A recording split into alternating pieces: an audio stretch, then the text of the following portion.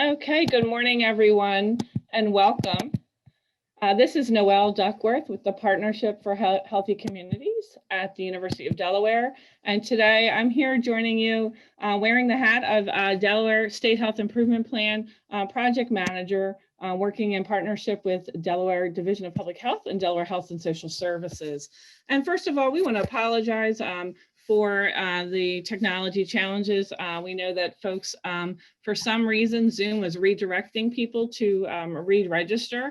So for those of you that have been had took that extra step and were able to do that, we thank you for your perseverance and apologize for those additional steps this morning. We'll have to figure out what happened in the Zoom world today. So, but we would like to continue as planned, and we are recording this session, and we will be posting it on the Delaware SHIP website a few days after the event.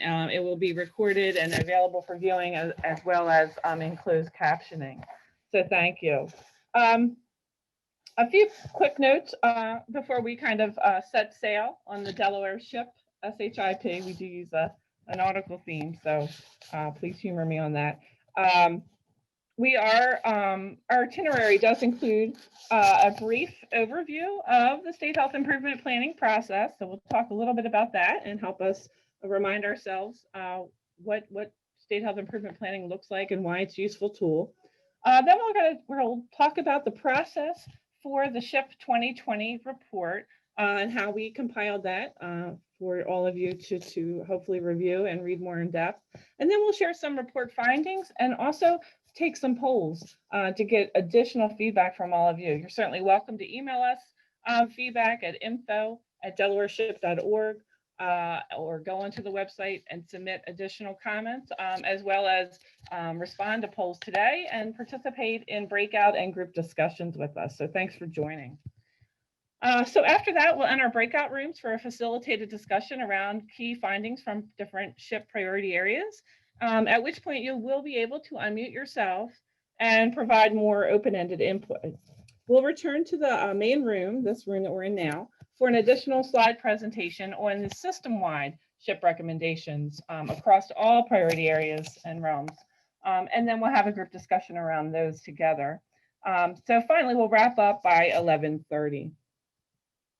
So Delaware SHIP is a project led by the Division of Public Health at Delaware Health and Social Services. And joining us today is DPH's Associate Deputy Director, Cassandra Coates-Johnson, who has provided wonderful leadership and direction to our SHIP team on this project. And we really appreciate her being here today and joining us, especially in the midst of all that public health is in the middle of in terms of responding to the current pandemic. We know her time is extremely valuable. Also joining us is Dr. Erin Knight, our Associate Director for the Partnership for Healthy Communities at the University of Delaware. And we thank as well facilitators for our breakout rooms. We have with us today Karen McLaughlin, who's the Director of Office of Women's Health within the Health Equity Bureau at Division of Public Health. And we have several of our SHIP student fellows who are part of our crew today, with our Master's in Public Health student and SHIP graduate fellow Haja Torre as our first meet among all of them. So special thanks to those students, as well as our Partnership for Healthy Communities team member, Paulette Hussey-Caston, who has provided enormous support for SHIP communications, and Christine Sawinski on our team, who's providing logistical support for our Zoom meeting today. So without further ado, I'd like to turn it over to our captain on deck, if you will, Cassandra Coates-Johnson, excuse me. Welcome, Cassandra, and good morning.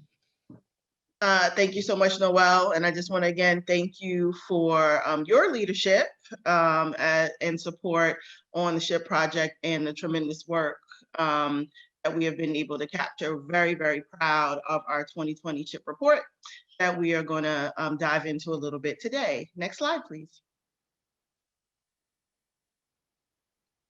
So before I jump into talking about what a state health improvement plan is and kind of how we got here, I want to just take a moment to acknowledge this historic day and time that we're in, right? And I just want to thank all of you. I think it looks like there's 91 participants I can see logged in.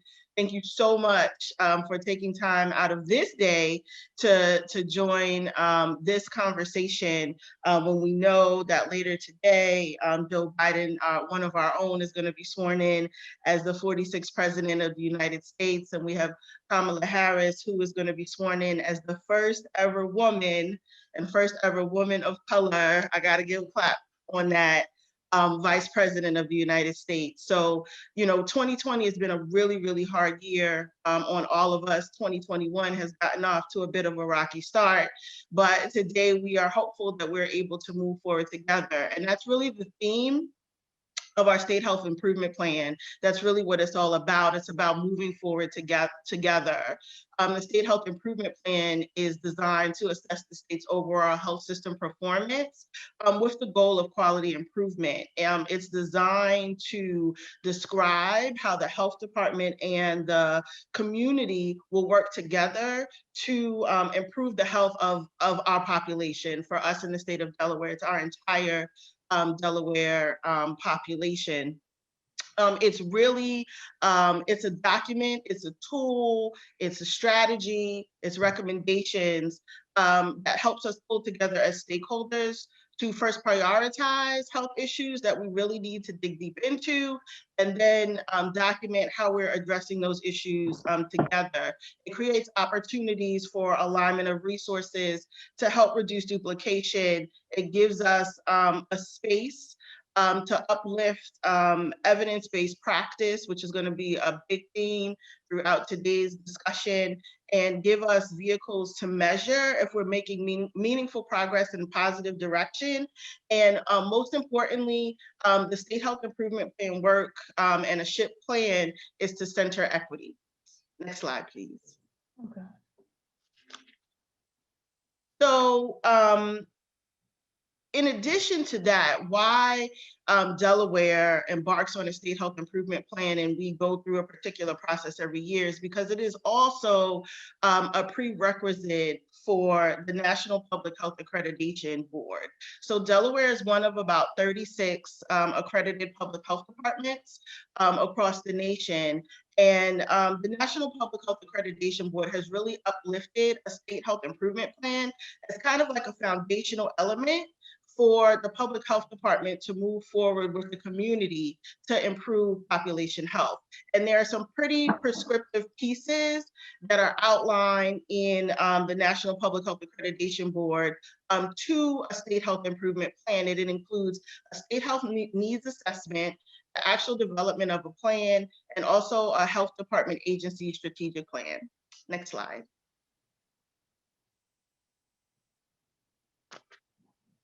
So let's talk a little bit about, where we are, where Delaware is in its process, because every state can take a little different approach to this. And for us, our needs assessment work started in 2016, actually. And it's a pretty rigorous approach. It models the Center for Disease Control, mobilizing for action through planning and partnership. It's called a MAP. Framework, and that's what we utilized, a CDC evidence-based MAP process for our state health needs assessment work. It started in 2016. The needs assessment was published in 2017. That's the tool that helps us to prioritize what the top level priorities that we should be focusing on in the state to improve population health. Then you take that needs assessment and you actually develop a state health improvement plan. The first plan was published in 2018. Some states do 3-year plans. It's normally 3 to 5 years. Delaware has taken a 5-year approach. So our plan spans through 2023. The 4 priority areas that were identified through our needs assessment, and you will see throughout the state health improvement plan, are chronic disease, maternal and child health, substance use disorder, and mental health. We also found it really important to include a section on system-wide recommendations, and we'll dive a little bit deeper into each of those 4 priority areas and our system-wide recommendations a little later on.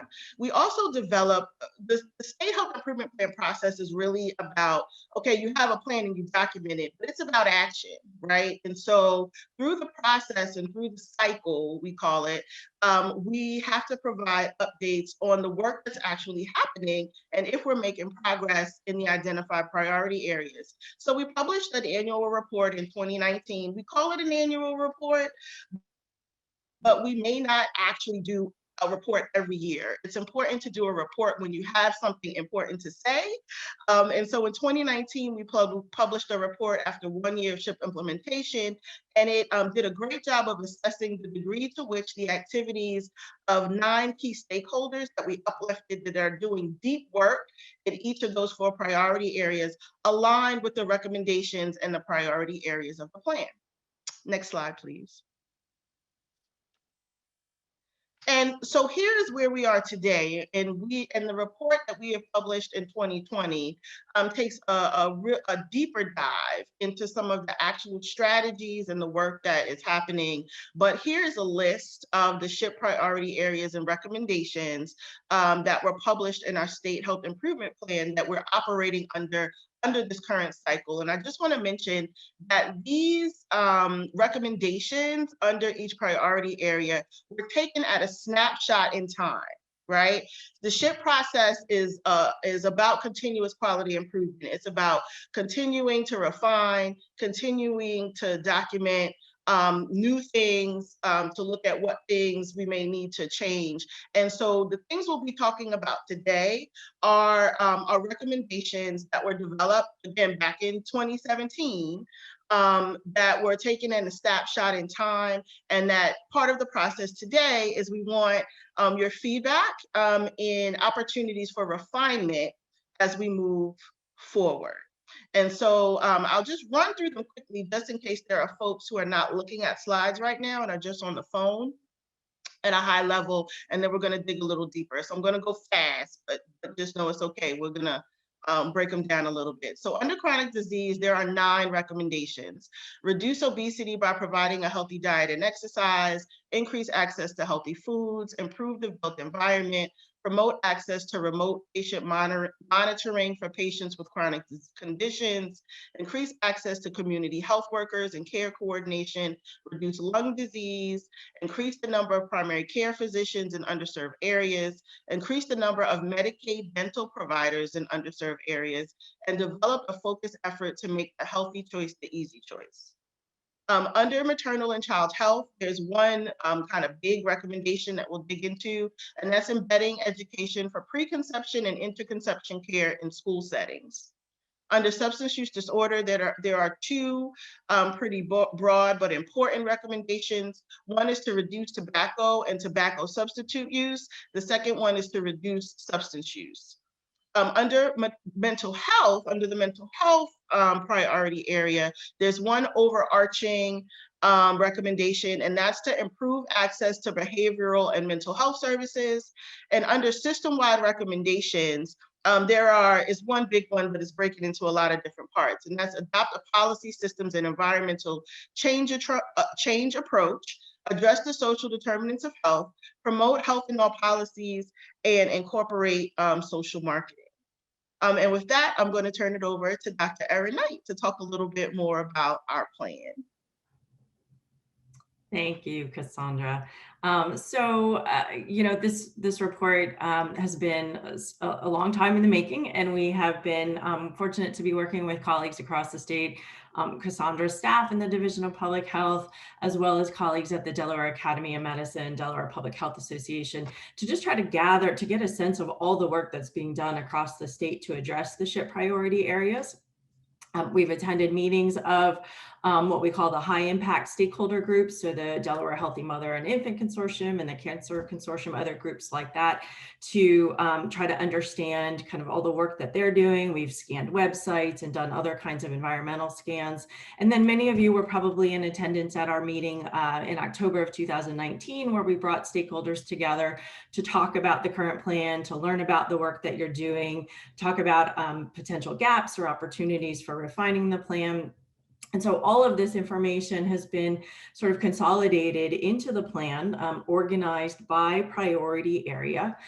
Importantly, one of the things we learned about at that stakeholder meeting in last October 2019, was that there's a lot more work being done to address the priority areas that aren't necessarily reflected in those original recommendations, because as Cassandra said, those recommendations were developed at a point in time.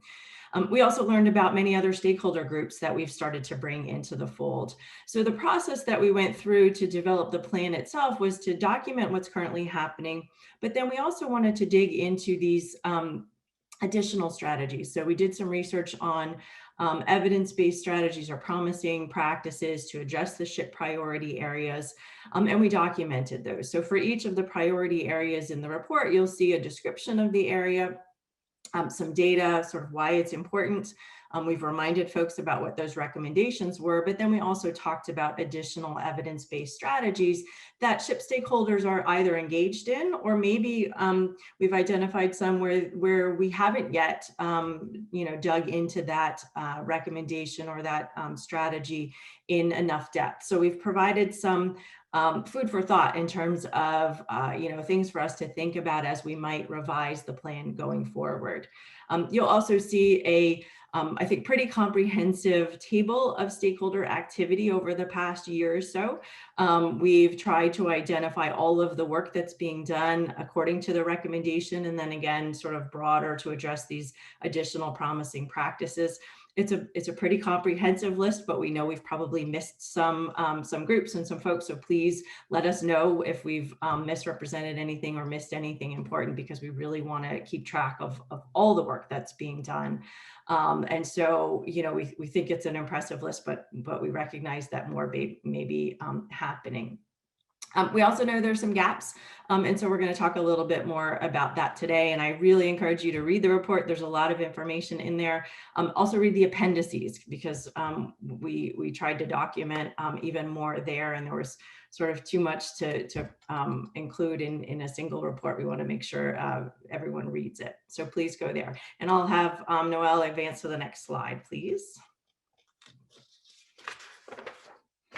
So as we think about, all we have learned throughout this process and where we're going, I think it's helpful to think about health from the standpoint of the social determinants of health. And I really like this framework from the Prevention Institute in Oakland, California, which reflects our understanding of the social determinants of health, which we all, I think, know now are the major determinants of health. We also know that sort of access and quality to these resources underlie equity in health or inequities in health when people don't have access to those resources. And so when we talk about social determinants of health, we often talk about those being the conditions in which we live, learn, work, play, and pray. And in this case, the Prevention Institute highlights the role of healthcare, so where we get our care, where we get social services.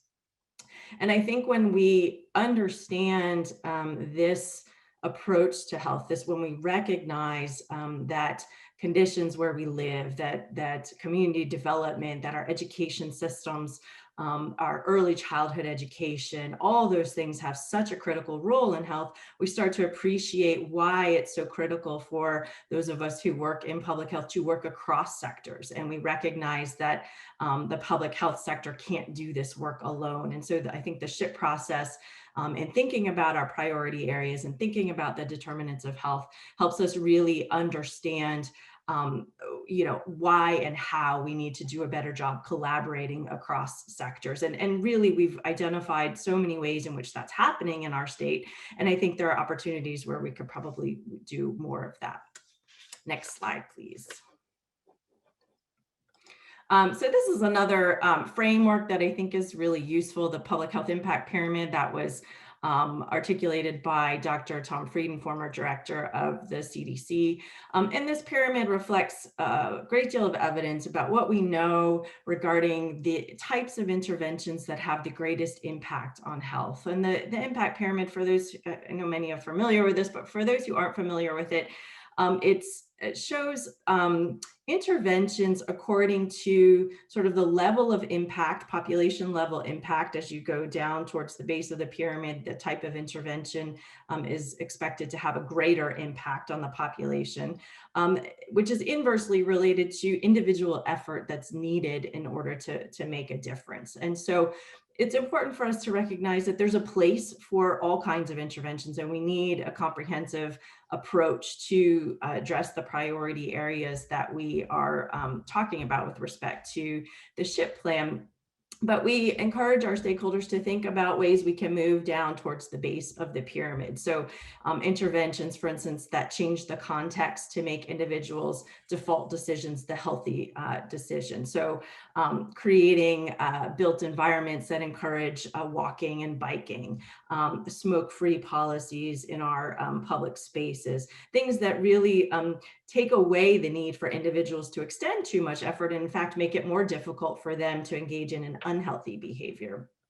And of course, when we move to the base of the pyramid, addressing socioeconomic factors, we recognize that income, poverty, structural issues related to racism, education, right? Those are the fundamental determinants of health. And so interventions that address those socioeconomic factors are going to have the greatest impact at the population level.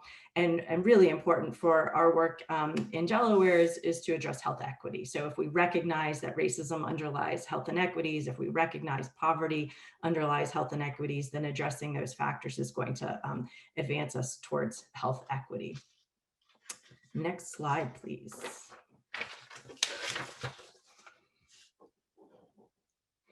And so just to kind of quickly summarize the SHIP plan, and Cassandra talked a little bit about this, but the plan itself does provide some updates on data. So we think it's important to keep monitoring those trends.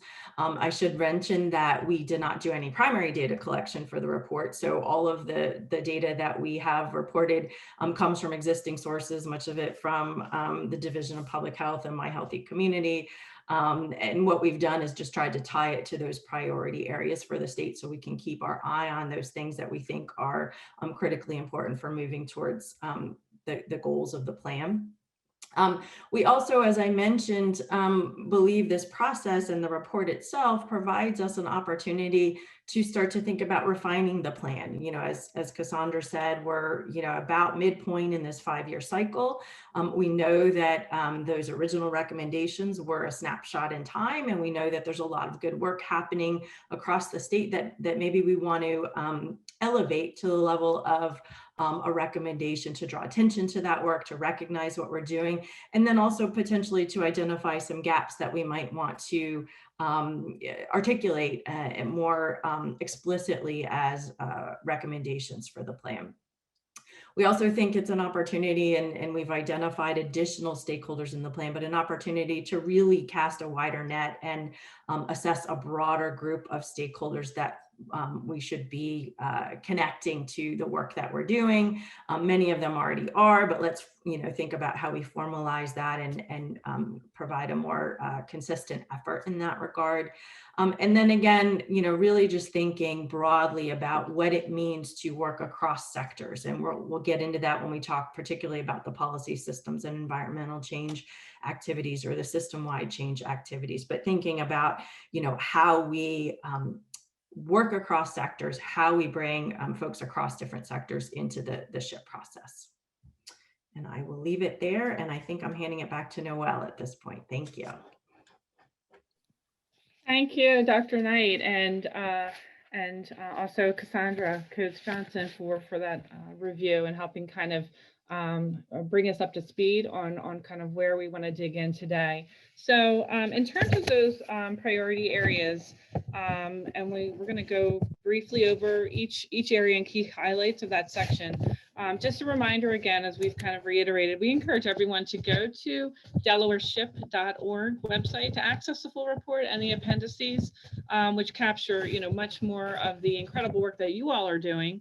And also goes more in depth around the research that our students and faculty engaged in around evidence-based practices and policies that we want to bring to your attention today to consider.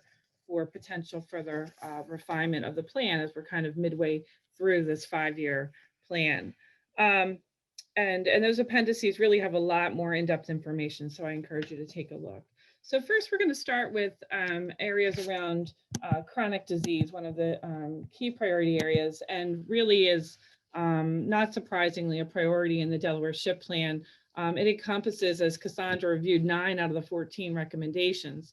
Again, the initial state health needs assessment kind of bucketed these recommendations in these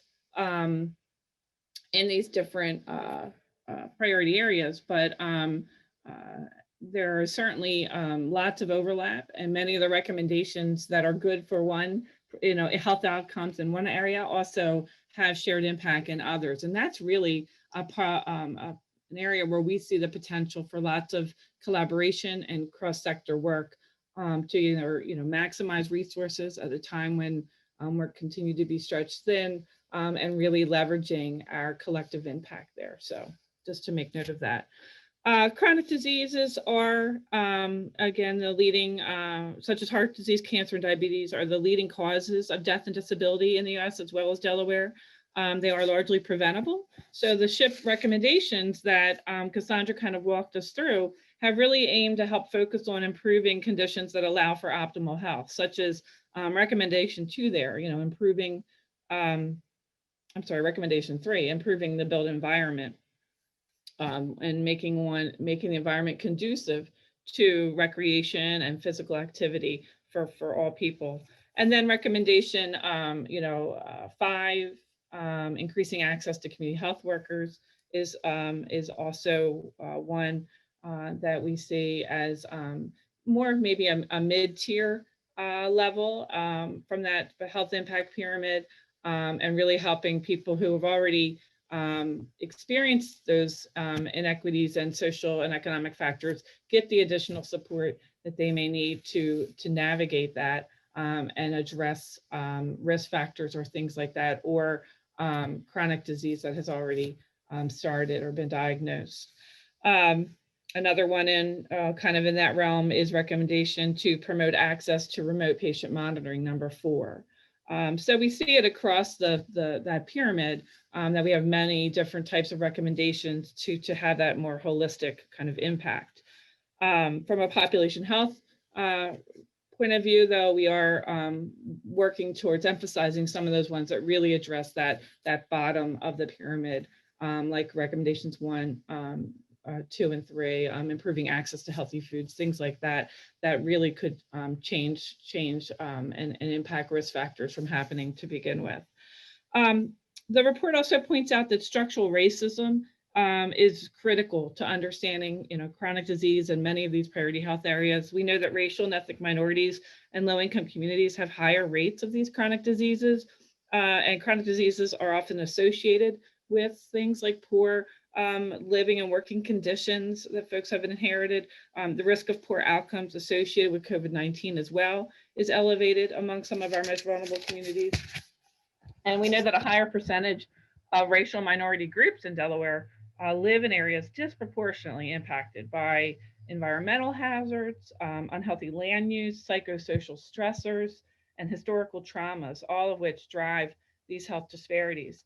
And when we discuss system-wide approaches, we'll be talking about that later on today. We'll highlight evidence for institutionalizing racial equity in our institutions and our organizations and our work across chronic disease in all SHIP priority areas as a way to really begin to address that even more. So we encourage you to think about that when we get to that part.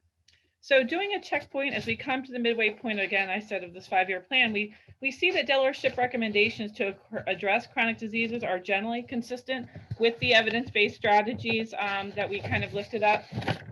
For example, the National Center for Chronic Disease Prevention and Health Promotion, which is part of the US CDC, recommends several strategies to prevent chronic diseases across these 4 areas of domain. So you'll see this list.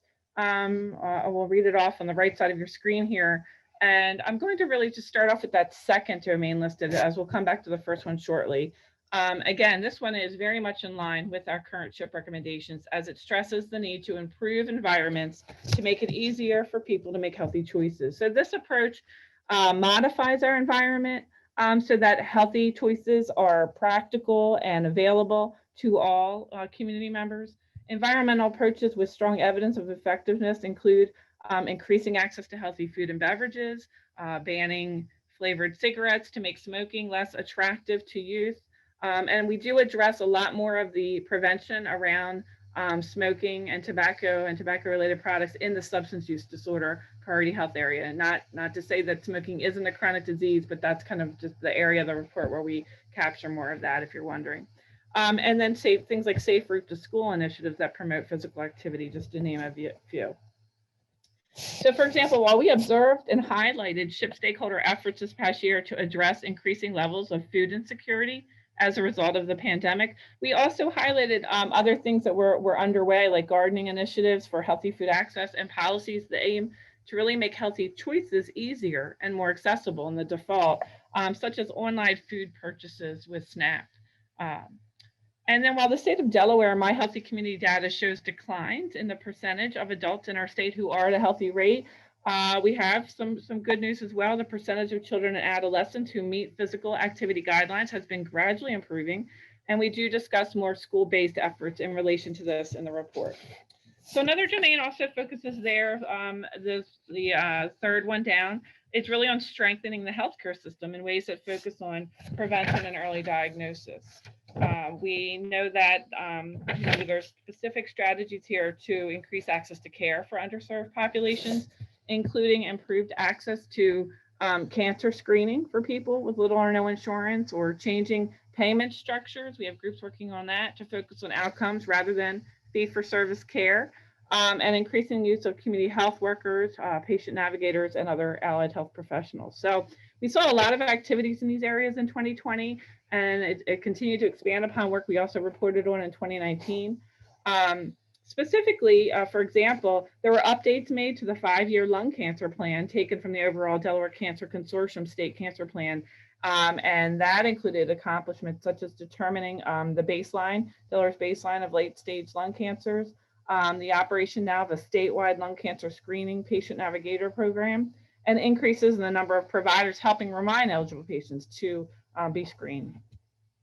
We also saw big changes this year in the establishment of an adult dental benefit as part of our state's Medicaid program. And so that's implementation started in October. And this offering of preventative and restorative dental treatment for Delaware's adult population now can help to address negative health outcomes associated with the lack of oral health care. Another critical SHIP recommendation in this domain relates to community health workers, or I'm going to call them CHWs for short because it's a mouthful. As part of an effort to strengthen and build Delaware CHW's workforce, Public Health hosted an 80-hour core competency training for CHWs in early 2020. And then the contact tracers hired by Public Health as part of its COVID-19 response efforts are also being trained as CHWs with this 80-hour training. So while more work certainly remains around identifying the sufficient breadth and depth of this workforce and the plans for its sustainability, these are considered really important steps forward. In terms of primary care physicians, Delaware's improved in the rankings for the number in the state, which is an important indicator of access to people with chronic conditions, although that access can look different in different parts of the state. However, to help Delawareans secure or maintain overall access to healthcare services during COVID-19, Governor Carney's related emergency declaration and modifications made allowances for telehealth in really unprecedented ways, such as removing barriers that a first visit to a physician providing telehealth services take place in person, and allowing out-of-state healthcare practitioners to practice via telemedicine in Delaware during COVID-19 state of emergency. So just some examples there. Again, lots more are listed in the report in the appendices. So let's look at that last domain. The National Center recommends interventions that connect clinical services with community programs and resources. And we've reported on this in the past as well. And a lot of these programs continue, such as chronic disease self-management programs, including diabetes self-management that Public Health and vendors operate. And many of those are being offered virtually now as well. So now I want to direct your attention back to that very first domain in the evidence-based and promising strategies around surveillance systems and improving surveillance systems to understand chronic diseases and how they affect communities. Also looking at the effectiveness of interventions and understanding those broader social and environmental factors that we talk about in the bottom of that pyramid, and tracking the policies and their impacts. So while improving surveillance systems is not explicitly called out in the Delaware SHIP recommendations currently, we'd really be remiss not to capture in the report and the continued expansion of the My Healthy Community Delaware portal, and it's an environmental public health tracking network. Hopefully, you've visited it for their new COVID dashboard that has been created, but also for data, because it's a wonderful source of information for the lowest level available data in your community for things like community characteristics, chronic disease, environmental indicators, mental health and substance abuse, healthy lifestyles, community safety, maternal and child health, health services utilization, infectious disease, just to name a few. They also reports on asthma, and asthma was identified by SHIP stakeholders as a priority among chronic diseases in the initial state health needs assessment. And it does remain a significant burden to the health of individuals in Delaware and its cost to our healthcare system as well. So that information and indicators around that are available. And CDC also reports, speaking of asthma, that chronic lung disease, including asthma, is the most frequently reported underlying health condition among people under age 21 who have died from COVID-19 in the US between February and July 2020. So an important thing to continue to look at. So given these and related efforts already underway in Delaware, what we'd like to do is take a quick poll to gather your thoughts about this one evidence-based strategy that really isn't explicitly named in the SHIP recommendation. And Christine, if you could just launch that poll for me, we're going to ask you to provide input on how important you think it is and your thoughts about whether or not this evidence-based recommendation should be integrated, more explicitly into the Delaware SHIP plan moving forward.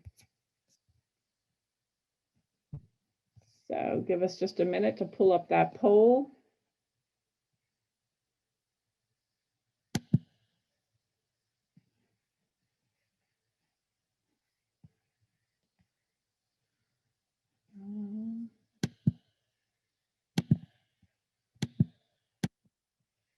And it looks like we're having some technical difficulties. It's been the theme of the morning. I guess better us than the inauguration event.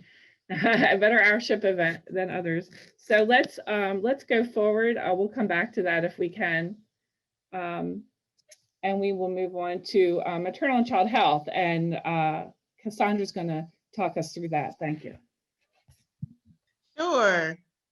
Thanks, Noelle. And I do see that folks were able to respond to the poll, and it looks like the results are coming in. So I'll just give 1 second if anyone else wanted to respond to that poll before I dive into talking about some of the maternal and child health work. Thanks for that. Oh, it just said I couldn't see the poll. I see what you guys are doing. Keeping me on my toes this morning. I apologize. Gotcha. All right. So I think, okay, thanks. So the poll is now closed. All right. Thank you for that. And just so you all know, these quick polls, again, we know that some folks may have not had an opportunity to dive yet deeply into the report. Again, we're going to keep plugging. Please go to delawareship.org to dive into the SHIP report. There are some really helpful for me tables in each of the domain areas that really tries to document and capture a lot of the strategies and works and most importantly, strategic partners that are leading different strategies and work across the state in each of the domain areas. We want you to read that to understand what is going on, but not to just understand what is going on, to also identify partners that you can work with. If there are things that you didn't know that were happening across the state, we tried to highlight who's leading that work, because the State Health Improvement Plan is about collaboration, and it's about alignment. And so there are opportunities that we know exist for folks to collaborate more and work more together for larger impact. So we hope that you use the information that you can find in the SHIP report for those efforts. So now, talking about maternal and child health, again, I want to emphasize that all of the recommendations under the domains that are highlighted are were captured at snapshots in time, right? So back in 2016. And back in 2016, what stakeholders said was that embedding education for preconception and interconception care in school settings was one of the most important things that we could do in the state. And there are a number of different reasons for that, and I'll just talk a little bit about it. So Noelle did a great job in just a few minutes trying to highlight all the breadth and depth of work that's happening across the chronic disease space. But when you talk about maternal and child health, you really can't talk about maternal and child health. We're also talking about health in general, physical health, emotional health, and also looking at mitigation and management of chronic diseases. So this area of maternal and child health and collaboration with chronic disease is really, really important. And we encourage partners who work in each of those domain areas, each of those sectors, to look at these evidence-based and promising strategies that cross both chronic disease and maternal and child health, and identify opportunities to work more closely together. Our data is pretty clear as it relates to the inequities in the maternal and child health space. Our data points to the fact that Black women and Black babies fare worse in Delaware in terms of our birthing outcomes. A Black baby, Black babies die at a rate of almost 3 times that of white babies in our state, and it's been persistent. Right. And so there's no area that I can think of than maternal and child health that is a really good example to highlight the reasons and also the opportunities that equity and looking at data in a disaggregated way to really dig deep into where the inequities exist within an issue other than maternal and child health. Because over the last decade, groups like the Delaware Healthy Mother Infant Consortium, all of the hospital partners across the state who have been engaged in tremendous work around breastfeeding and support for moms and babies, the tremendous work that our partners do in the maternal and child health space in supporting families and children and youth with special health care needs in our state. Just a tremendous amount of work and a lot of partnership and collaboration in this area to improve outcomes for our kids in this space. And still, with all of that work, we have some of these persistent inequities, especially tied to birth outcomes. Maternal mortality has really been a topic that has been highlighted in the national landscape over the last several years. When we look at our Delaware data, maternal mortality is not as big of an issue as we see in some of the other states in Delaware at this time. However, maternal morbidity or maternal sickness is, right? So women who are having babies that have other underlying health conditions that can complicate pregnancy is. And so one of the reasons for embedding education for preconception and interconception care in school settings rose to the top is because the earlier you can reach young women, all young women of childbearing age, but in particular, Black and brown girls of childbearing age, to talk to them about the importance of regular physical activity healthy eating, to understand their challenges and issues with access to healthy foods, right? Where folks are actually having food insecurity issues, and helping to deal with and address those issues for young women and girls, and also understanding and the racial equity considerations, the issues tied to what researchers call the weathering effect that racism and oppression can have over time, particularly for Black women, that spans, a Black woman's educational background, their economic status. A highly educated Black woman college degree that has access to the best healthcare is still at risk of having worse birth outcomes than a white woman with less education and less access to healthcare. And so some of these issues, again, are really rooted and need to be addressed from a root cause level. And education and information at a basis, right? At a basis is kind of how we start to build that groundwork. Also connecting with and working very closely with healthcare systems that engage with women, where the majority of the births are happening, things like education and information for all different types of healthcare workers that come in contact with families as it relates to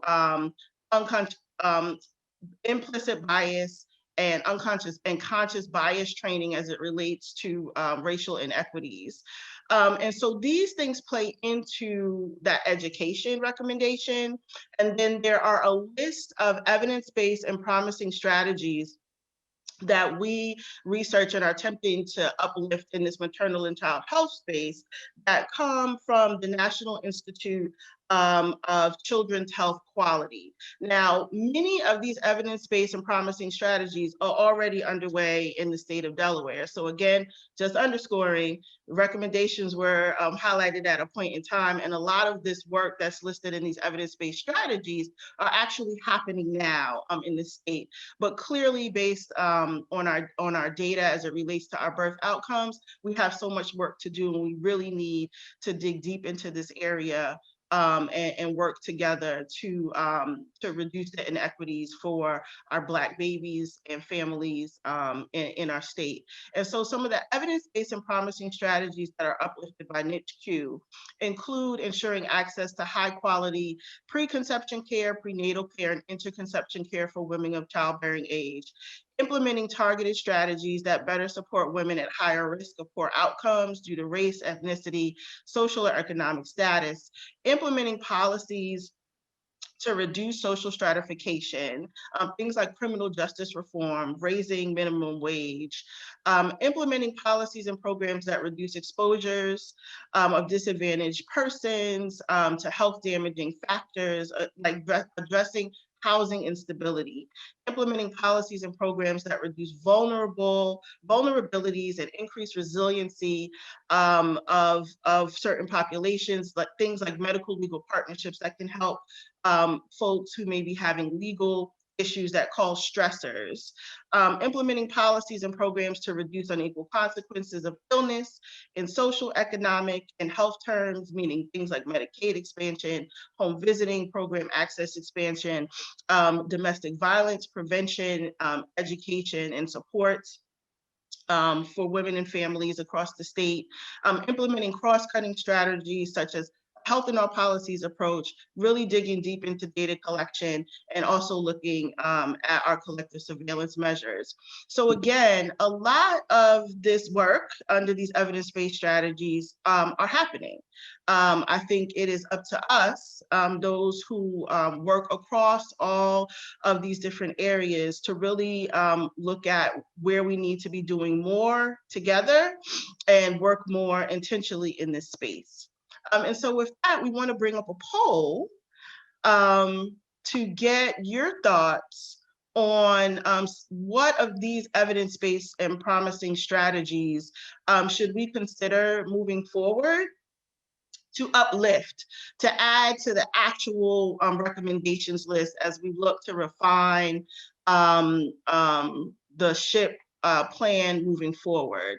And so the poll is asking from the following list of evidence-based promising strategies that I just ran over quickly that come from the National Institute of Children's Health Quality that have been identified to address maternal and child health.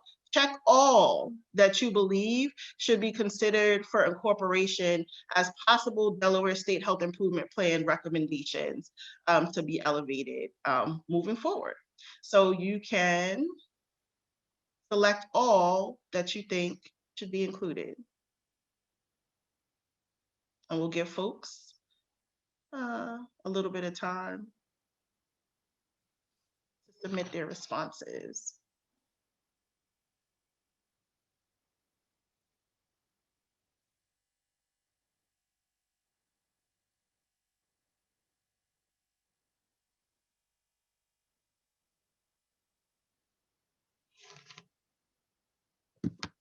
Okay, and Christine, I think we've given people enough time, so can you close the poll and show what the results are looking like so far? Awesome. Thank you so much.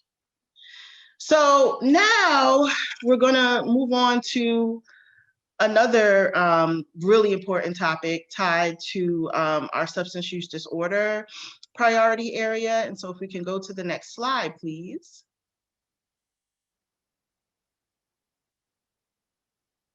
So when we talk about substance use disorder in the state of Delaware, definitely the opioid epidemic has been a huge focus for the state of Delaware and also for the entire nation pre-COVID and continues to be even through this COVID-19 pandemic.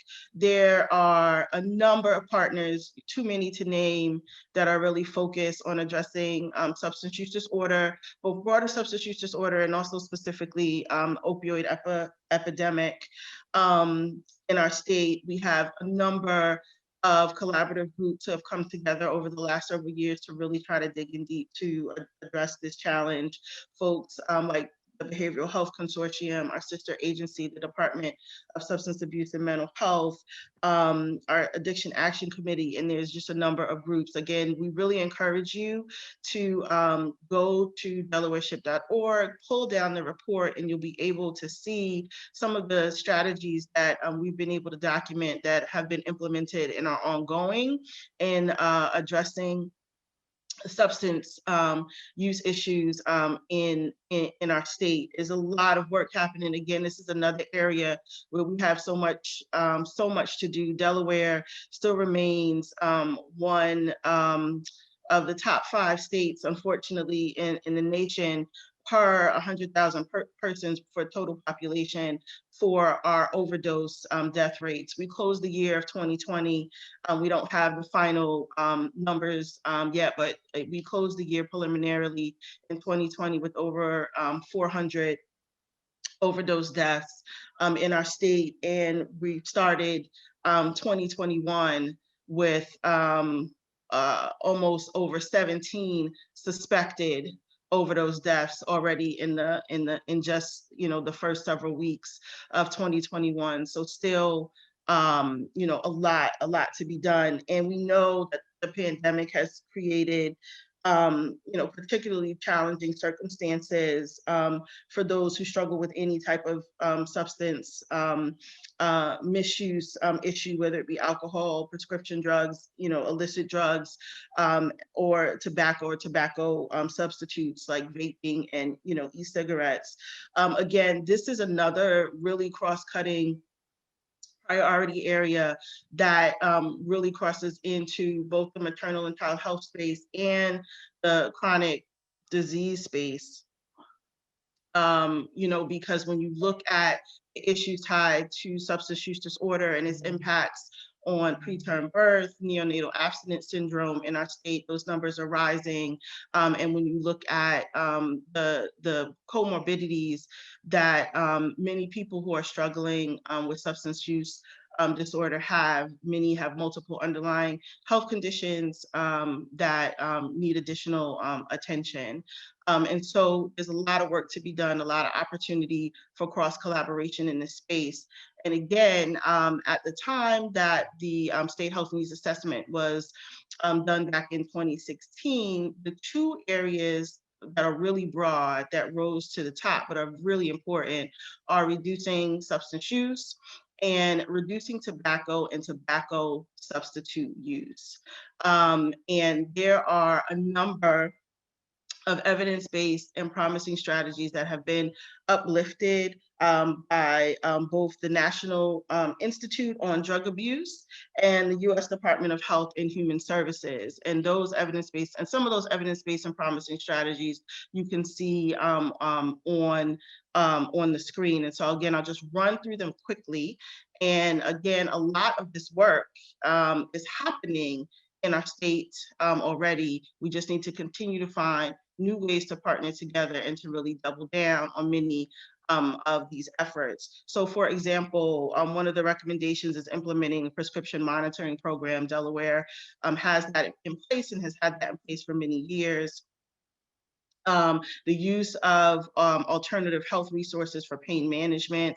There is work underway. When you think about back in our chronic disease presentation that Noelle just gave when she talked about some of our Stanford-ly approved chronic disease trainings. There's also a pain management module that our chronic disease section can help and get out into the community for alternatives for pain management.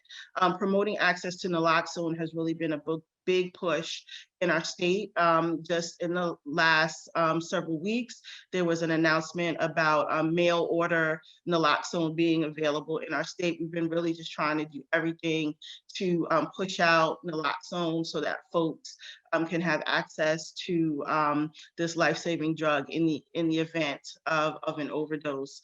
Supporting access to clean syringes is another evidence-based recommendation. And in the state of Delaware several years ago, we expanded our syringe exchange program that used to be just focused in the northern part of our state, has now been expanded across the entire state. Some of the recommendations that are really tied to reducing tobacco and tobacco substitute use include promoting smoking cessation.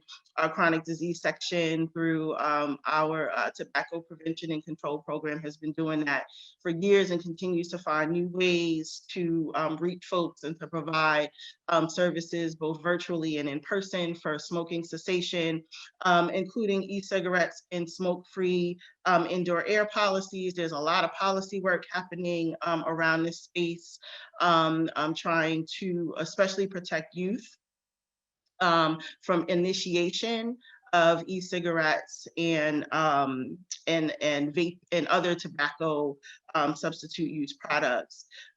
Restricting young people's access to e-cigarettes in retail settings, having a licensing process for e-cigarette retailers, implementing e-cigarette price policies, develop e-cigarette educational initiative targeting young people, curbing e-cigarette advertising and marketing that appeals to young people, and reducing access to flavored tobacco products by young people. Again, many of these strategies are already underway in the state, and we are going to open a poll. We're going to do two separate polls. We're going to do one for substance use disorder and substance misuse, and one related to tobacco and tobacco substitute use, because we think they're important to highlight separately. So if we can bring up the first poll regarding reducing substance use. I'll read the question and then give folks a little bit of time to respond. So the following is the list of evidence-based or promising strategies identified to address substance use disorder. Please check all that you believe should be considered for incorporation as possible Delaware SHIP recommendations. And so the poll is now open. Please make your selections. And I want to highlight again, we're going over this information in lightning speed, but we really encourage you to read in detail. In the SHIP report, you could go to delawareship.org, and also there is a wealth of information in the appendices. The appendices are broken down by domain area, and all of these things that we're talking about on these slides can be found in the appendices, and there are references so you can do additional research on your own, which we encourage you to do. Okay, with that, we're going to close this first poll related to substance use and bring up the results. Awesome. Thank you so much for those that responded. And now if we can bring up the next poll related to reducing tobacco and tobacco substitute use. So I'll read the question. The following is a list of evidence-based or promising strategies identified to address substance use, identified to address substance use disorder, sorry. Please check all that you believe should be considered for incorporation as possible Delaware SHIP recommendations. Again, and these are all tied to reducing tobacco and tobacco substitute use. So we'll give you folks a little time to go through and make your selections, and you can select all that you believe should be considered.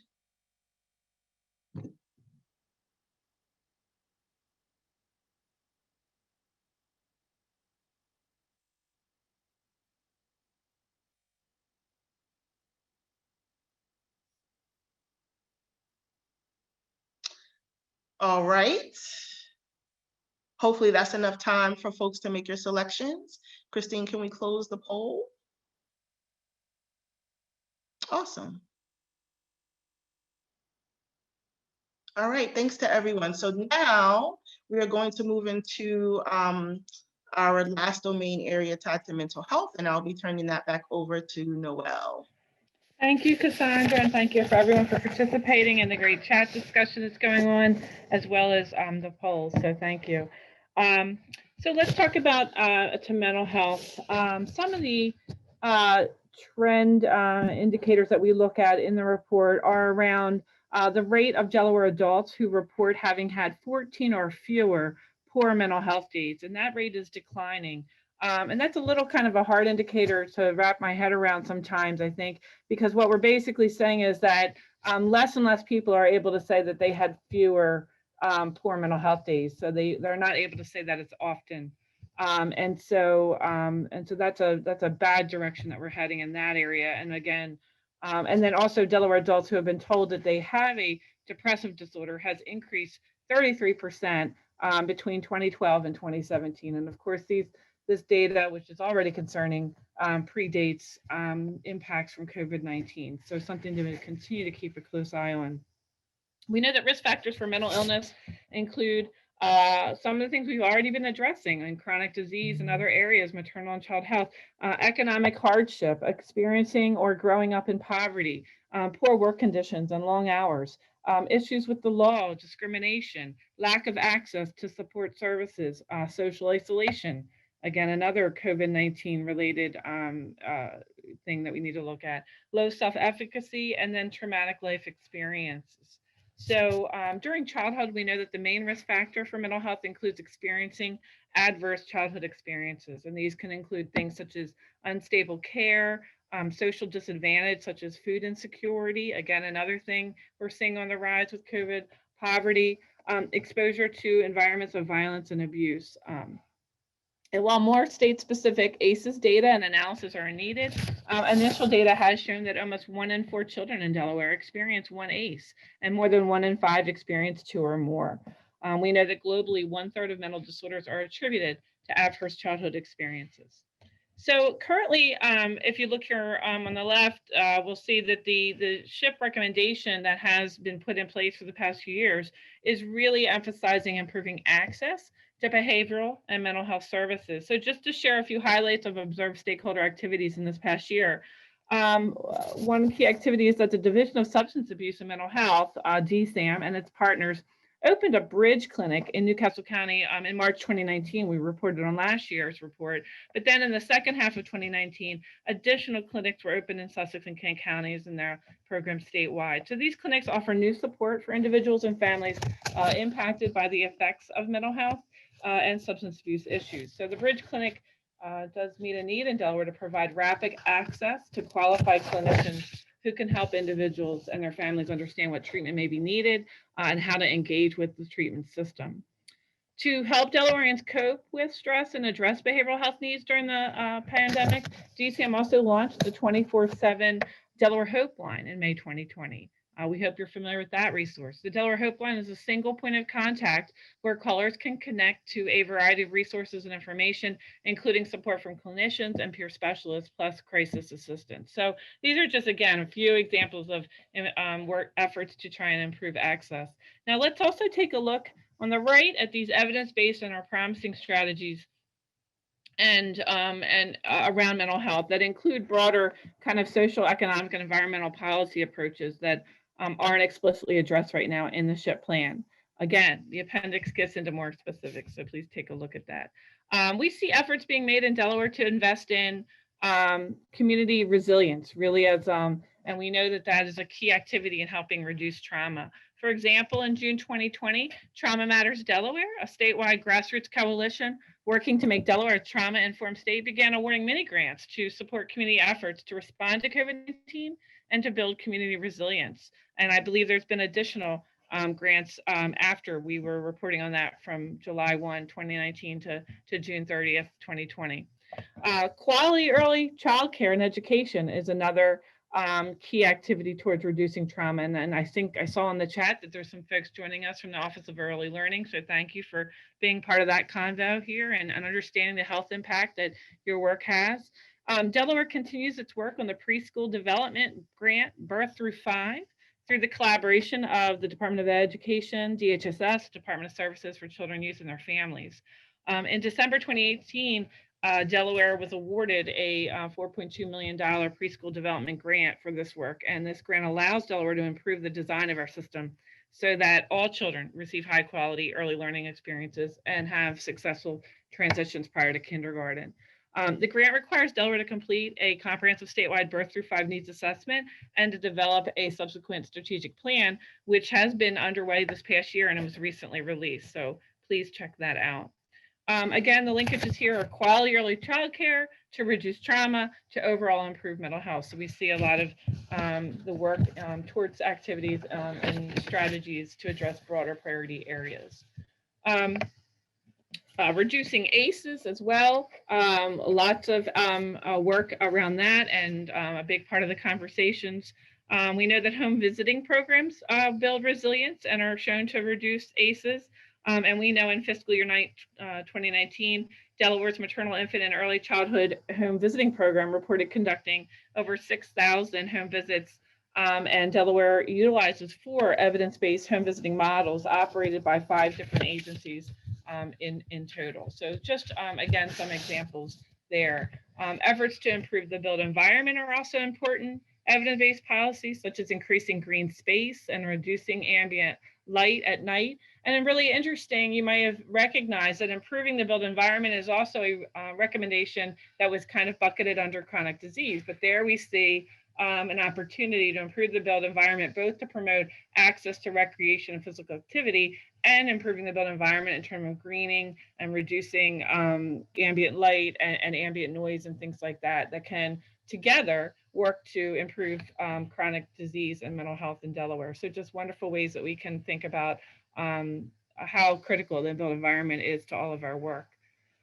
Policies to support economic sustainability and to address hardship can also aid in improving population mental health. So We've seen strategies, and when you talk about activities in the plan around the moratorium on evictions and things like that that are underway. A lot of things happening in response to COVID-19, but certainly those conditions were in place even prior, and needing to continue to address economic hardships and housing insecurity and things like that in Delaware, underemployment, unemployment, etc. And then efforts to reduce structural stigma towards people with mental illness and members of other social groups are also recommended. So particular emphasis is recommended to reform any policies that have resulted in people with mental illness from being socially excluded. And we have seen groups doing work specifically to address stigma. There's a stigma and perception committee of, for example, the Behavioral Health Consortium in our state that has been working on lots of efforts to address that, working on campaigns like the Delaware Goes Purple campaign, an anti-stigma campaign put forth by that group and supported by the Sussex County Health Coalition and others, just to name a few. So I know I went through those quite quickly, but we want to make sure we have time to talk with all of you. And what I'd like to do is then launch another final poll on this topic and ask you to weigh in on whether or not any of those evidence-based promising strategies we just kind of ran through should be, which ones you think are important to focus on or potentially elevate as part of a formal recommendation in the SHIP plan, considering that we have a lot of work happening in those areas, even though there's always opportunities to do more and to think more strategically ahead.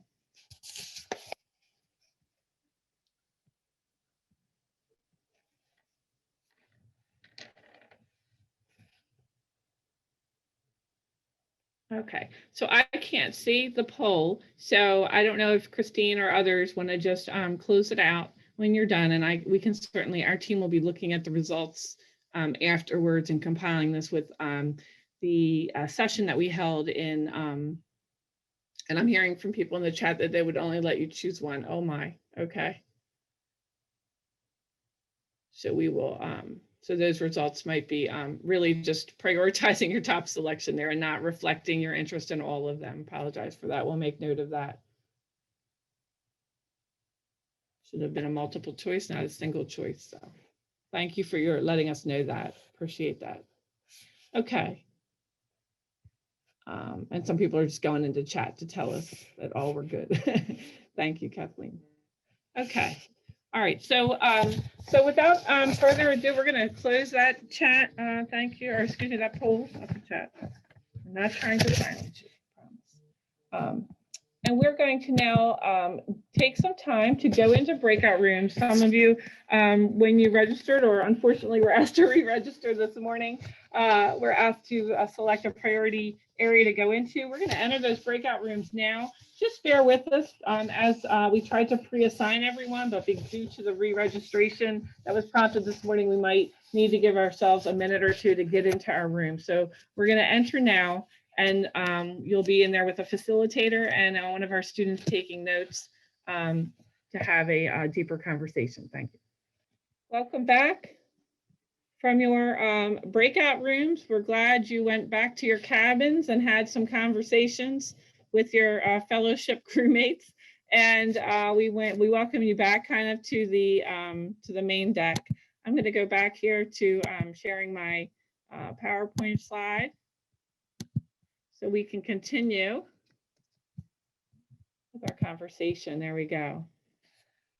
Okay, so now we're going to kind of take some time and move into broader system-wide recommendations that were also addressed in the initial SHIP plan. And the SHIP plan really stressed the importance of adopting this broad policy, system, and environmental change approach, addressing the social determinants of health, which we'll talk about, promoting a health in all policies. Our mental health breakout room just had a great discussion around kind of that aspect, and then incorporating social marketing as we move forward.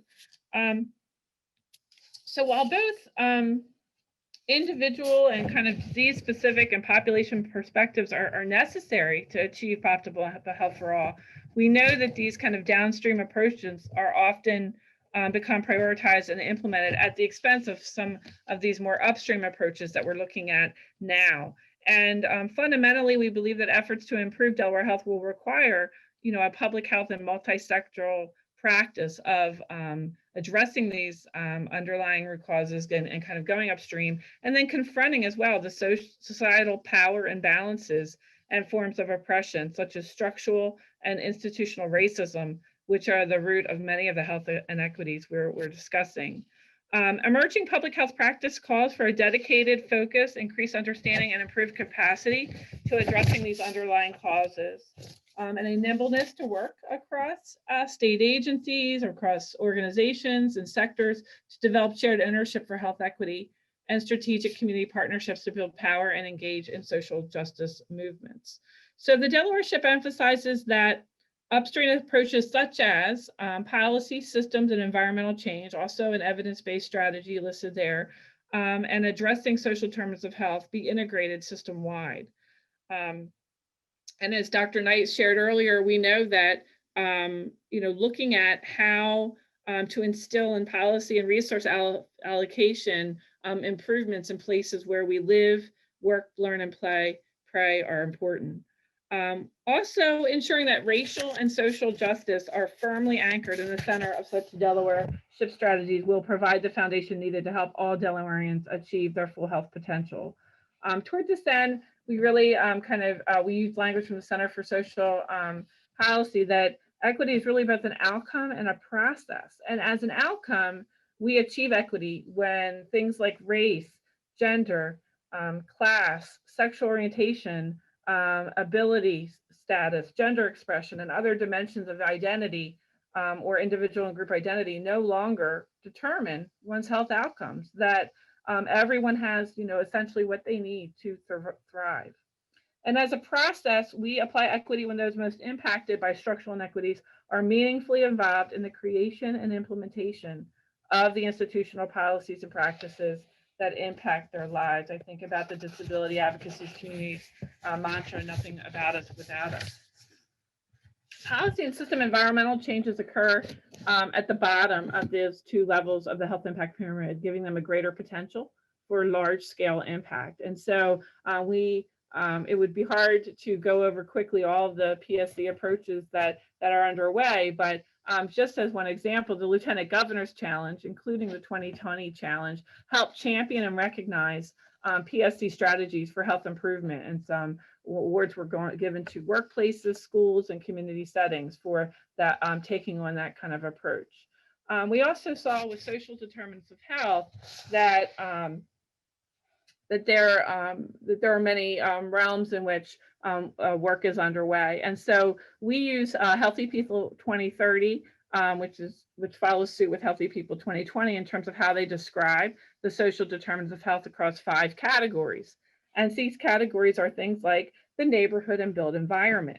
So some of the activities that we talk about in the appendix and in the report that we highlight are things like around neighborhood and built environment are place-based investments. So Healthy Communities Delaware is an initiative that's in partnership with communities to address resident priorities around social determinants and the conditions in which we're born, live, learn, work, and age.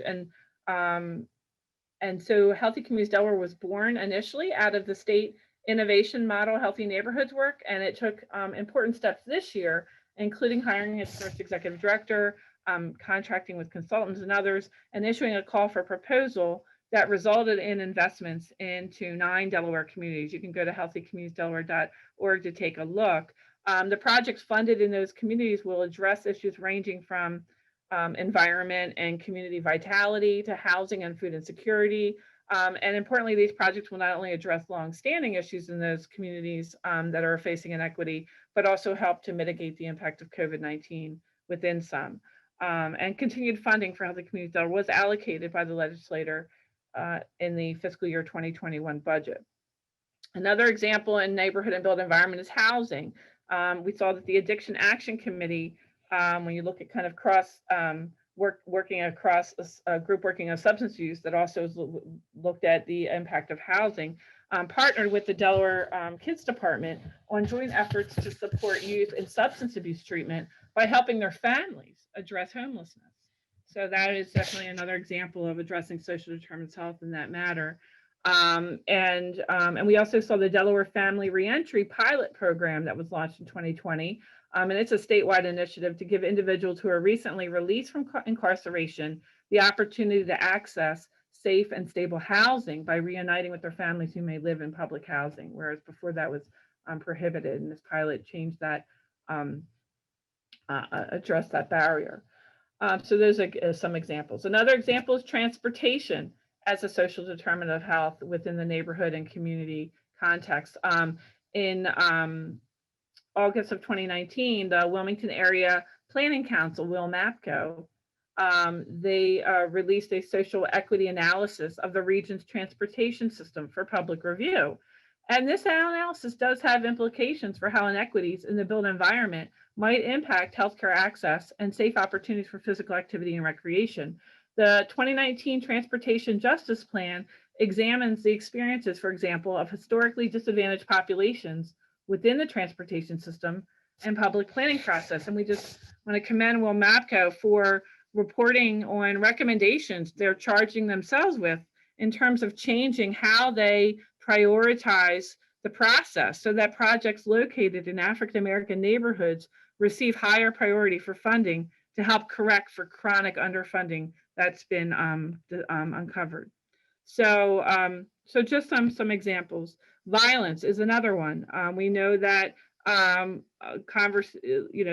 Black Lives Matter movement has raised important topics around police brutality, and state legislators also looked internally about our Delaware's approach to things like chokeholds and aggravated strangulation, and looking at House Bill 350 that was signed in August 2020 that creates the crime of aggravated strangulation.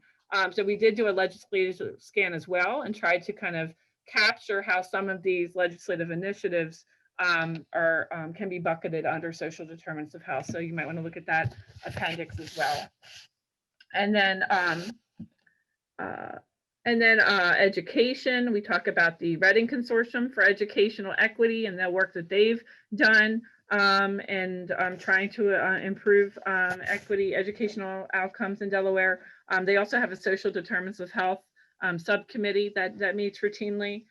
We talk about economic stability as a social determinant of health, and use examples in the report of things like the coronavirus response and recovery and CARES Act funding and how that's been made available and spent in Delaware and continues to do so.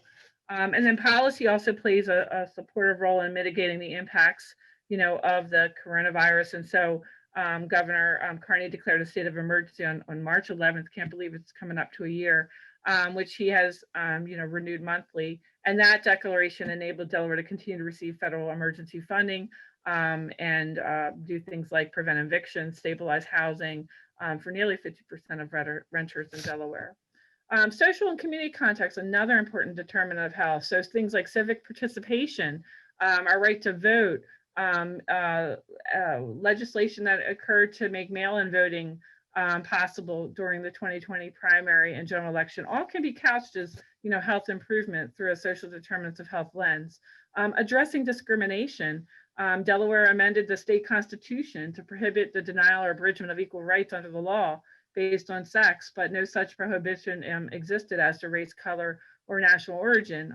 So the first leg of that constitutional amendment did pass in June 2020, and we're looking for that second leg to go forward in the new General Assembly. And then in June 2020, the Delaware Legislative Black Caucus announced a Justice for All agenda of legislative priorities to address systemic racial injustice and police brutality. And so tracking some of that work. The health and healthcare space as we started off the day talking about even healthcare and access is a determinant of health and where we get care.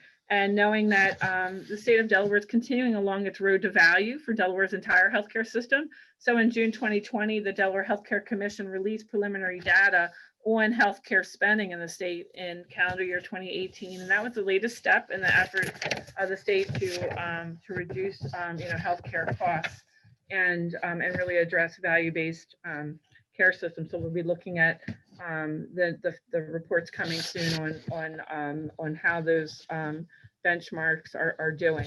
So just to give some examples here of those, and again, these are big buckets, but also important parts of a system-wide approach. And I'm going to turn it over to Cassandra, who's going to talk more about the other two, promoting health in all policies, incorporating social marketing, and then a new evidence-based strategy we'd like you to all weigh in on that we're lifting up around institutionalizing equity, since we think that needs to be explicit, and it's not always explicit in all these other system-wide approaches.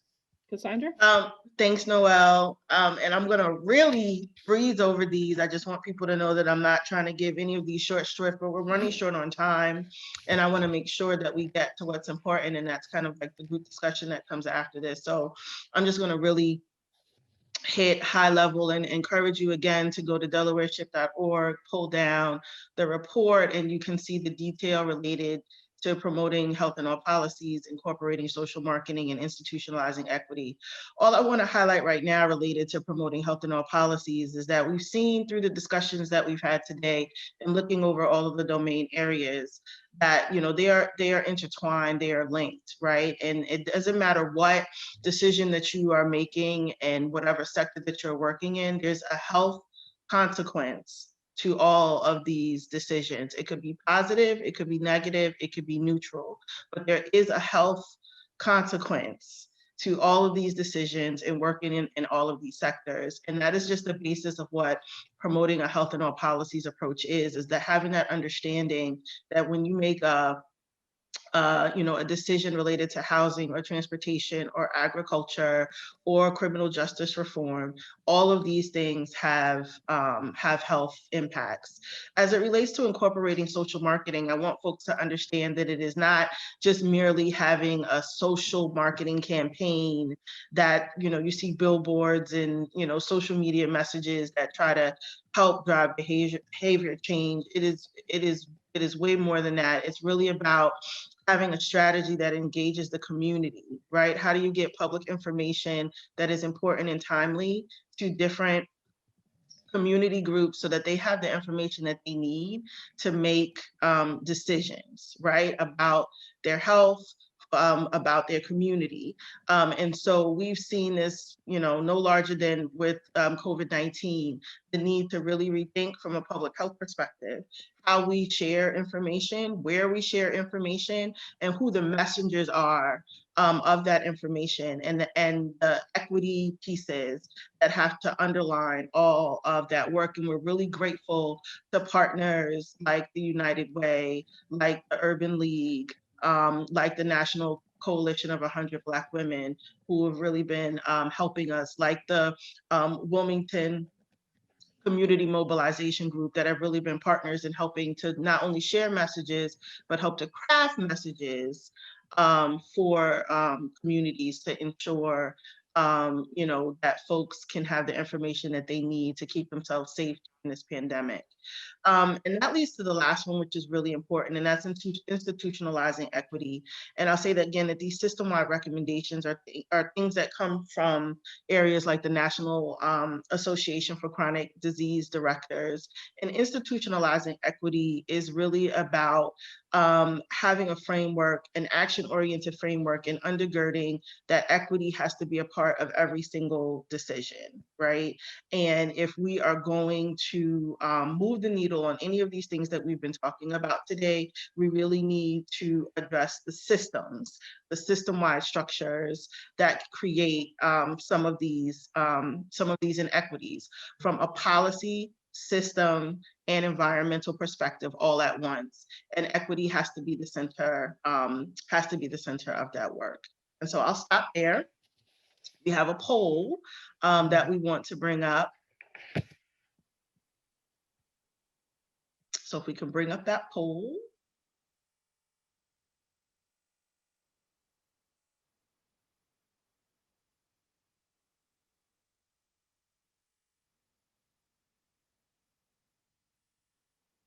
Can anyone else see the poll? Because I don't see it yet. So I just want to make sure it's just not me who's not seeing it. Okay, so we were being told to hold on 1 second and trying to get the poll up.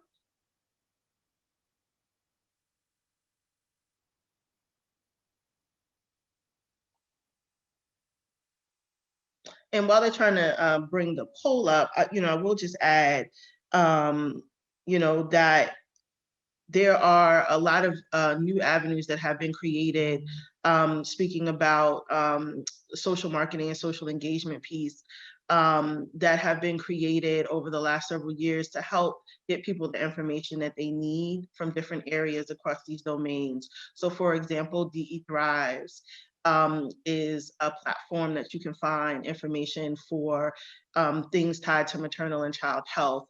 HelpUsHereDelaware.org is a website that folks can connect with if they're looking for substance use disorder and treatment resources.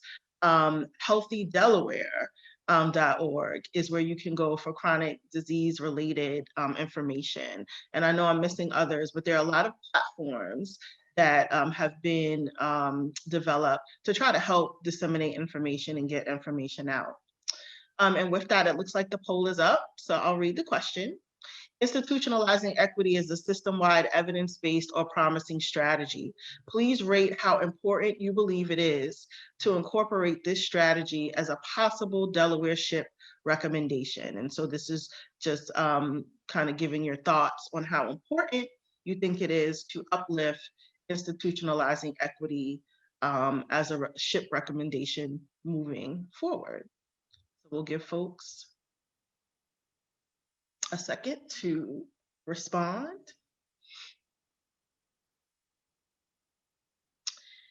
And I think we may be able to close the poll.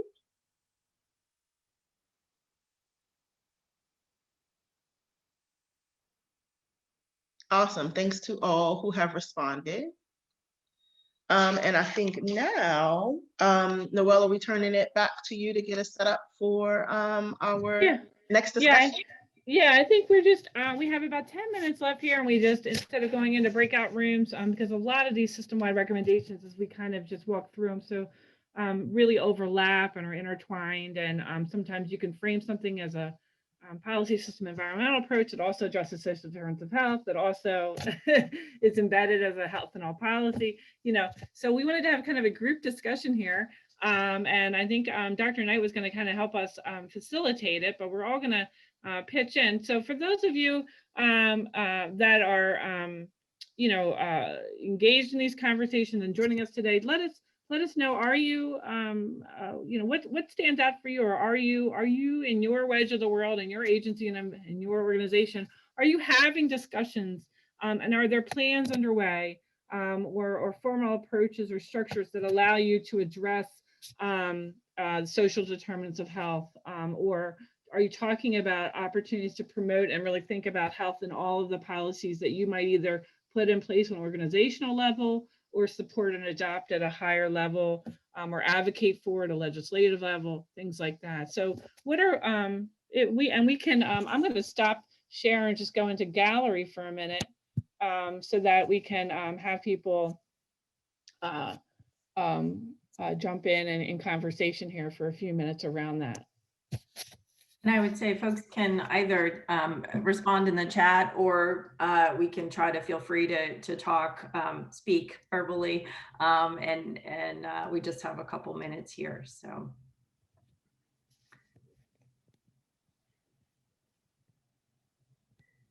I also want to say, while folks are thinking, this is the sort of a repeat of a similar session we did a couple of weeks ago, and through both the sessions, I have been just overwhelmed by the response to things that we were not aware of, or at least I was not aware of, that are not included in the current SHIP plan, or maybe not explicitly included. And so I, one, apologize, and two, thank you, and three, ask you to please either put more information in the chat or email us. Make sure we know of all the work you're doing.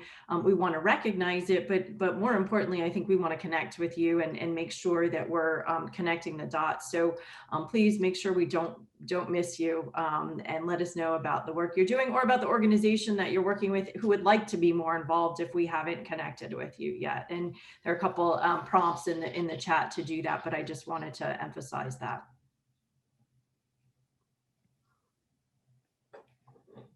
Does anyone have any examples of how their groups are working across sectors with maybe another group you haven't worked with historically to talk about a shared, health impact or a shared strategy that you really want to kind of lift up?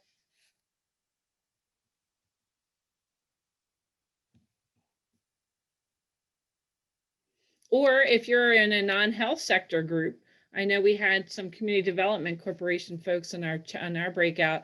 If you're in a non-health sector group, are you starting to think more about how your work has a health impact? Are you framing how work to improve maybe housing, affordable and safe and healthy housing, things like that? Can have a health impact on communities. So those are just some examples.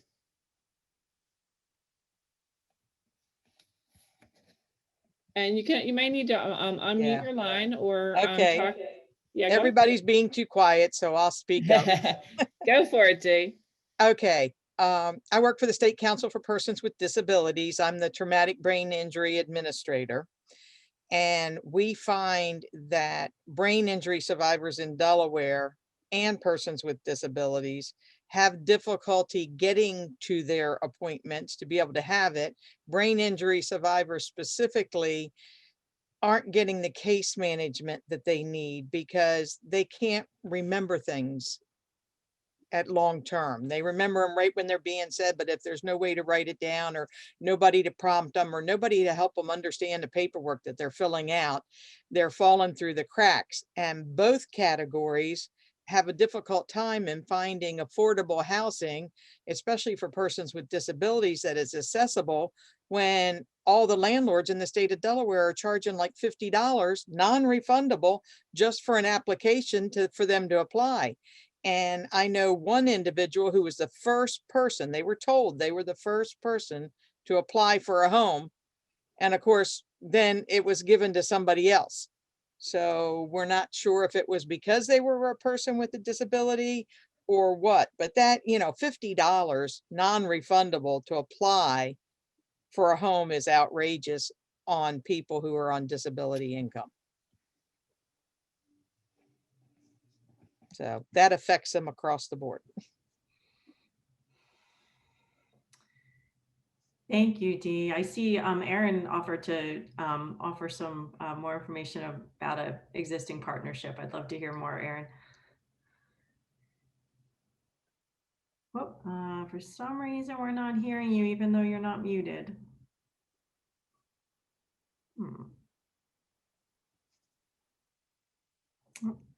Still can't hear you. Well, maybe we can have you, we'll connect with you separately and hopefully be able to share information with the group when we share the recording and the feedback.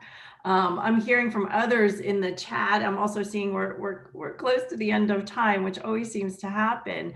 I'm going to go off script and put out one other idea and would love to maybe continue this conversation in the future. But one of the things I'm hearing and seeing in the chat is just the which we recognize through the SHIP process is the incredible interconnection of both the challenges for addressing these priority areas, but also the potential strategies for addressing them. And I think our system-wide recommendations speak to this overlap and the interconnections between both the determinants of health and the strategies for addressing health. But one of the things I'm starting to wonder about, and I'm hearing sort of bubble up, is perhaps the need to elevate those recommendations and think about the interconnections between the SHIP priority areas. And of course, we've done that, but I still wonder if it needs to kind of be elevated in a way that we really put more energy towards those specific recommendations where we see connections, right? Whether it's trauma and ACEs, early childhood, health and all policies related to transportation and built environment, and some of the areas where really, if we are able to be more effective, we're going to address chronic disease, maternal and child health, mental health. And so again, I'm not probably articulating myself as well as I could, but I'm hearing a lot more about these interconnections and really excited to hear about the strategies that people are engaging in that work across sectors, across priority areas. And I would love to maybe push us to have more conversations in that area.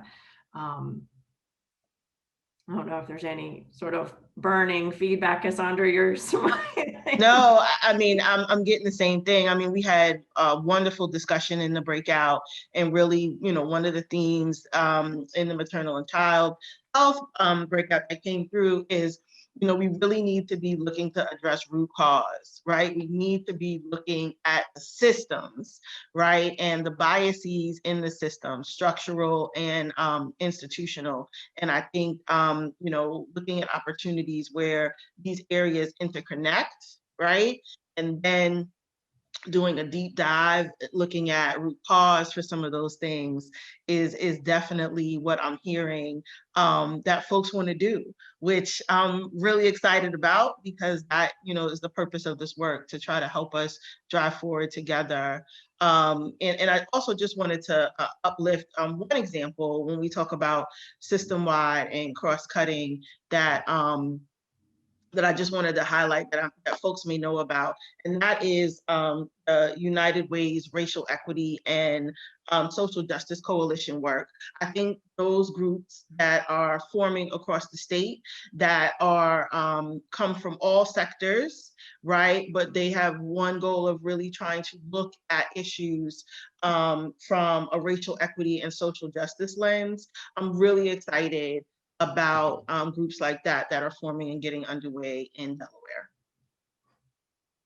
Thank you, Cassandra, and thank you, Erin, and thank you all for joining us today. We want to draw your attention to this final slide, again, to direct you to the website. Stay connected with the fleet, so to speak. There's a contact us where you can subscribe. You can send feedback or questions, or like I said in the chat, meeting invitations or calendar invites to info@delawareship.org. And please also know that we do have some a project made possible through Delaware's Rape Prevention Education Program, where we're going to have a Delaware Ship special topic, and we are going to be talking still about making the case for cross-sector collaborations. And in this regard, it'll be specific to gender-based violence prevention across the different ship priority areas. And we have our students that have been working on that throughout the winter session and are eager to bring that information to you on February 10th at 1 o'clock, and that registration will be circulated soon. Check back. We'll post the recording and the chat transcript shortly once it's available on the website, so you could view this again or share it with others who didn't make it in or didn't or had trouble connecting due to the technical difficulties. So thank you again for your perseverance in joining us today, and also joining us on a day of where you could have been doing other things for sure. And so we'll let you go to see the inauguration of our president at noon, and we wish you all safe and healthy 2021. Thank you.